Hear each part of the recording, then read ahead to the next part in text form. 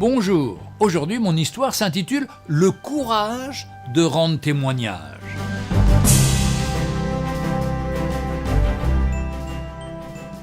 Dans une région d'Allemagne se trouvaient des instituteurs qui cherchaient à rendre leurs élèves athées dès leur enfance.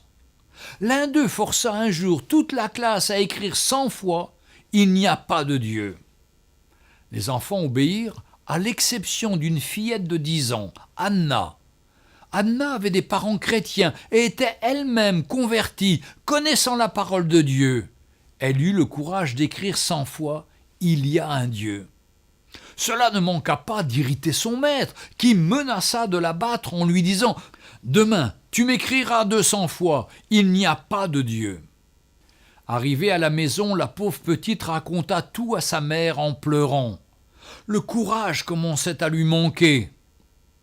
On l'entendait chuchoter « Maman, je ne veux pas aller à l'école demain. Herr Voller va se mettre encore plus en colère. » La mère de l'enfant tenta de la rassurer. « Anna, il faut y aller quand même. J'irai avec toi et nous verrons monsieur le directeur. » Le lendemain matin, mère et fille prièrent ensemble le Seigneur de venir à leur secours et bravement se mirent en route pour l'école.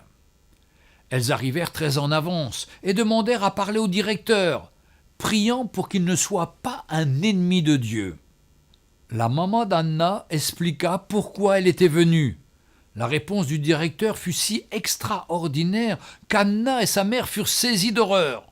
« Madame, Herr Voller est mort subitement cette nuit. » Grâce au courage de cette fillette, un incrédule au dernier jour de sa vie avait eu 100 fois ce témoignage « Il y a un Dieu ». Dans sa grande richesse, Dieu rencontre chacun d'entre nous d'une manière bien spécifique. Sa bonté infinie peut rattraper les cœurs les plus réfractaires et endurcis. Qu'est-ce que cela nous apporte de lui résister? La fierté? La Bible nous dit qu'il fait grâce aux humbles. La supériorité? La parole nous dit encore que Jésus même était homme et il était parfait. Le but de Dieu n'est pas de lutter contre nous, mais d'apporter la paix. Alors pourquoi ne pas simplement baisser les armes et reconnaître qui il est et ce qu'il a fait? Cherchez l'Éternel pendant qu'il se trouve, invoquez-le tandis qu'il est prêt. Ésaïe 55, verset 6. Je vous invite à prier avec moi. Père, aujourd'hui je m'humilie et je reconnais que tu existes. Je me repens de mes péchés et accepte le sacrifice que ton Fils Jésus a accompli pour me sauver. Je crois en toi et dès à présent je te remets ma vie avec tout ce qu'elle comporte. Père, aujourd'hui mon cœur s'approche de toi.